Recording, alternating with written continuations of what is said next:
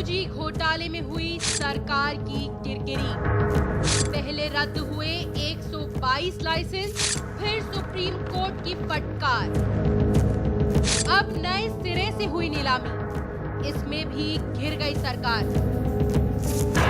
मुंह मांगी कीमत नहीं मिली, ऊपर से खड़े हो गए नए सवाल।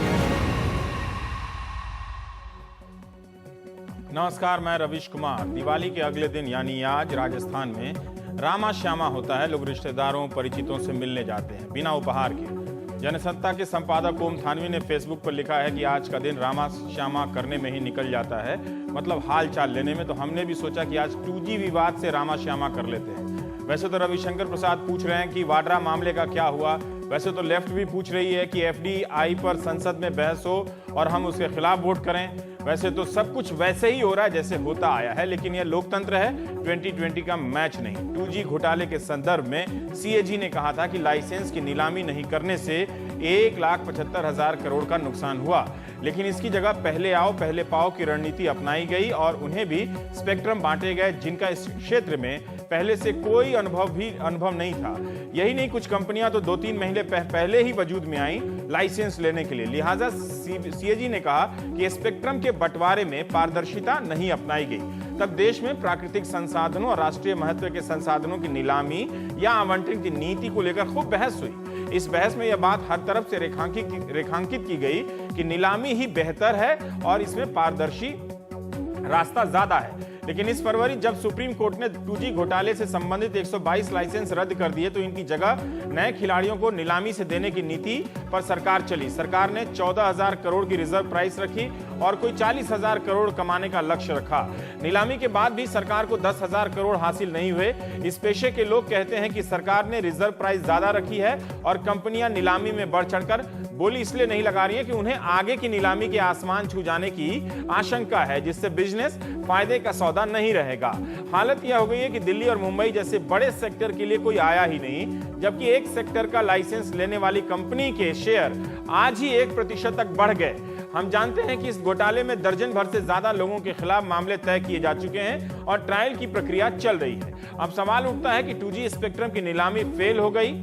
जिस नीलामी को CAG से लेकर विपक्ष और तमाम जानकारों ने बेहतर बताया, उससे कुछ हासिल नहीं हुआ। तो क्या सरकार या कांग्रेस ये कहने लगेंगे कि नीलामी के नाम पर जो लाखों करोड़ों के घोटाले की बात की जा रही थी उनमें दम नहीं था?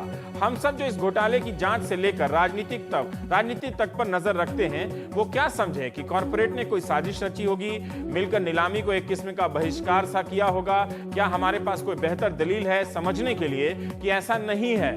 2G घोटाले की बात और यहाँ नीलामी को लेकर कम उत्साह का नजर आना दोनों अलग अलग घटनाएं हैं। फिर भी क्या कांग्रेस इसे CAG के खिलाफ अपने अभियान को उचित ठहराने के लिए इस्तेमाल करेगी? हम आज इन सब सवालों पर बात करेंगे। साथ ही प्राइम टाइम के दूसरे हिस्से में एक लंबी रिपोर्ट देखेंगे कि कैसे महाराष्ट्र के गन्ना किसान उग्र हो रहे हैं। कंपनियों की जांच की बात तक हो गई है। इस राजनीति को हल्के में नहीं लिया जा सकता। देश के कृषि मंत्री शरद पवार ने आरोप लगाया है कि किसानों के विद्रोह की अगुवाई करने वाले नेता की जाति की चीनी मिलें बंद नहीं हो रही है, सिर्फ मराठा मालिकों की मिलों को ही निशाना बनाया जा रहा है। अब देश का कृषि मंत्री हक के सवाल को जात की बात से किनारे कर रहा है। आज भी किसानों के जगह जगह उग्र होने की घटना सामने आई है। विषयांतर हो गया थोड़ा सा, मगर चर्चा शुरू करते हैं कि 2G स्पेक्ट्रम की नीलामी से 9,407 करोड़ रुपए ही मिले तो क्या इसे 1.25 लाख करोड़ के घोटाले की अनुमानित राशि या नुकसान पर कोई नजरिया बदलेगा?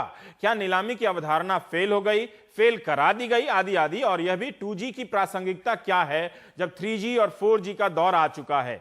2010 में जब 3G की नीलामी हुई थी तब सरकार को 66,000 करोड़ मिले थे। कोई जानना चाहेगा कि 2G की असली कीमत यही थी या वही थी जो CAG ने कही थी? तो प्राइम टाइम में हमारे साथ हैं आशीष खेतान हैं, इन्वेस्टिगेटिंग एडिटर हैं तहलका के और पूरे मामले को विस्तार से और तमाम चरणों में रिपोर्टिंग करते रहे हैं। और संजय निरुपम साहब हैं, सांसद कांग्रेस पार्टी के प्रवक्ता।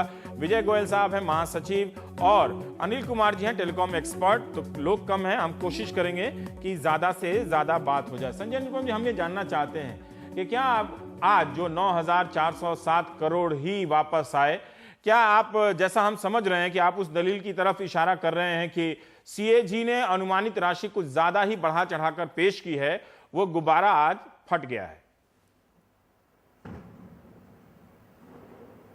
देखिए, सन 2000 में एक नीति ऐसी बनी थी जिसके तहत ये तय किया गया था कि जब टेलीकॉम लाइसेंस दिया जाएगा तो उसके साथ साथ एक 4 कुछ की मात्रा में एक स्पेक्ट्रम दिया जाएगा, जिसको 2G स्पेक्ट्रम कहा गया। और वो स्पेक्ट्रम का कोई भाव नहीं था, लाइसेंस की एक कीमत तय की गई थी, वो 1664 या 68 करोड़ रुपए था। और वो पॉलिसी लगातार चल रही थी। 2008 में सीएजी की रिपोर्ट आती है और उसमें कहा जाता है कि नहीं, ये पॉलिसी गलत थी और इसका ऑक्शन होना चाहिए था। और अगर ऑक्शन होता 2G स्पेक्ट्रम का, यानी उस लाइसेंस का, तो निश्चित तौर पर 1,70,000 करोड़ रुपए का फायदा होता सरकार को। कितने बरस में किस तरीके से उसके ऊपर तरह तरह के कंफ्यूजन, 4 मोडालिटी वगैरह उन लोगों ने दिया था। India's #1 news app just got even better. Download NDTV's new app. Fully optimized for retina display. Full screen view. Faster response time. And Sudoku. NDTV's new iPad app. Download now.